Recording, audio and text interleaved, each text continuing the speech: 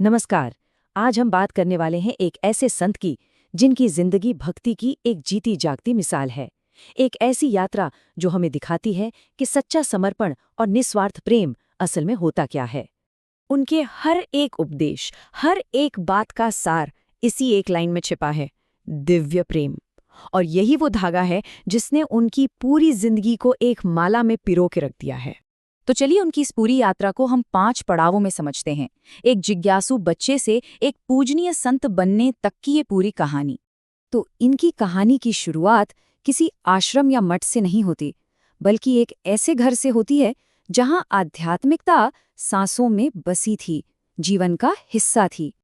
उनका बचपन का नाम था अनिरुद्ध कुमार पांडे। घर का माहौल ही ऐसा था, चारों तरफ पूजा पाठ, ग्रंथ, संतों की सेवा। और इसी माहौल में उनके अंदर की उस चिंगारी को धीरे धीरे हवा दी, जो आगे चलकर एक ज्वाला बनने वाली थी। और सोचिए जरा, इतनी छोटी सी उम्र में वो सवाल पूछ रहे थे जो बड़े बड़ों को सोचने पर मजबूर कर दें कि ये जो माता पिता का प्यार है, क्या ये हमेशा रहेगा या ये बस कुछ पल की खुशी है। यही वो सवाल थे जिन्होंने उन्हें एक अलग रास्ते पर डाल दिया। और फिर वो दिन आया। सिर्फ 13 साल की उम्र में एक सुबह वो घर से निकल पड़े, परम सत्य की खोज में। ये कोई छोटा मोटा फैसला नहीं था, ये एक ऐसी यात्रा की शुरुआत थी जिसके लिए सब कुछ दांव पर लगाना था। तो घर छोड़ने के बाद उनकी जिंदगी ने एक नया मोड़ लिया। अब वो एक तपस्वी थे, जिसके जीवन में सिर्फ और सिर्फ आत्म अनुशासन और कठोर तपस्या थी।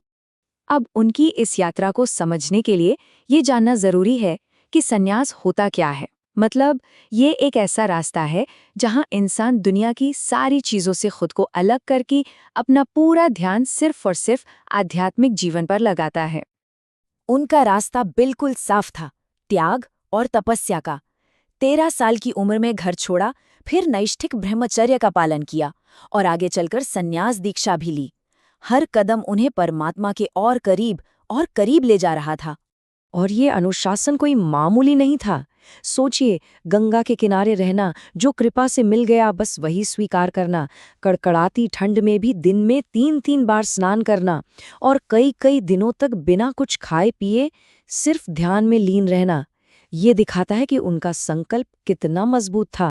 इतने सालों की कठोर तपस्या के बाद उनकी जिंदगी में एक ऐसा पल आया जिसने उनकी साधना की दिशा ही बदल दी। अब रास्ता मन से नहीं, दिल से होकर गुजरने वाला था। हुआ ये कि जब वो बनारस में थे तो एक संत के कहने पर वो रास लीला देखने चले गए।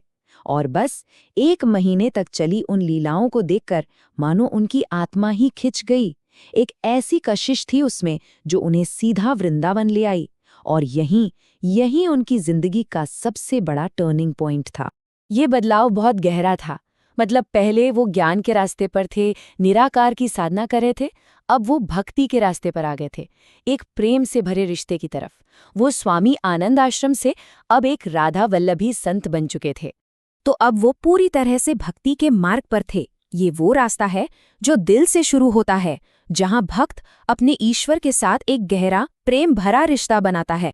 और फिर वृंदावन आकर राधा और कृष्ण की उस पावन भूमि पर उनकी साधना को, उनकी खोज को अपना असली मकसद मिल गया। यहीं पर उन्हें राधा वल्लभ संप्रदाय में दीक्षा मिली और यहीं उनकी मुलाकात हुई अपने गुरुदेव श्री हित गौरांगी शरण जी महाराज से। कहते हैं, एक साधक के लिए गुरु का मिलना ही सब कुछ पा लेने जैसा है। और उन्होंने अगले 10 साल तक पूरी श्रद्धा और विनम्रता से अपने गुरु की सेवा की। इस परंपरा का जो मूल सार है वो है श्री राधा में अटूट विश्वास। उन्हें ही सर्वोच्च शक्ति माना जाता है, बिना शर्त प्रेम और करुणा का जीता जागता स्वरूप। ऐसा माना जाता है कि भगवान तक पहुंचने का सबसे आसान रास्ता श्री राधा से होकर ही जाता है, क्योंकि उनका स्वभाव ही कृपा है। अब उनकी सारी शिक्षाओं का केंद्र बस एक ही था, राधा नाम की शक्ति। उनका संदेश बिल्कुल साफ था, सिर्फ राधा नाम लेने भर से जीवन सफल हो सकता है। तो चलिए अब देखते हैं कि उनका जीवन, उनकी शिक्षाएं आज के इस दौर में हम सबके लिए क्या मायने रखती हैं, खासकर तब जब हम उनकी अपनी जिंदगी की चुनौतियों को देखते हैं। इतनी आध्यात्मिक सेवा के बीच वो एक बहुत बड़ी शारीरिक चुनौती से भी गुजर रहे हैं। वो खुद बड़ी सरलता से कहते हैं, मेरी दोनों किडनियां फेल हैं। अब सोचिए, इस शारीरिक पीड़ा के बावजूद उनके चेहरे पर जो शांति है, जो आनंद है, वही तो उनकी भक्ति की शक्ति का सबसे बड़ा सबूत है। वो सिखाते हैं कि राधे राधे जपने जैसा एक सरल सा काम भी कितने गहरे आध्यात्मिक फायदे दे सकता है। ये सिर्फ शब्द नहीं है, ये बेचैन मन को शांत करते हैं, अंदर दिव्य प्रेम जगाते हैं और हर तरह की नकारात्मकता से एक ढाल की तरह बचाते हैं। उनकी हर बात में एक संदेश बिल्कुल साफ होता है कि सच्ची सरल भक्ति बड़े बड़े कर्मकांडों या मुश्किल तपस्या से कहीं ज्यादा शक्तिशाली है।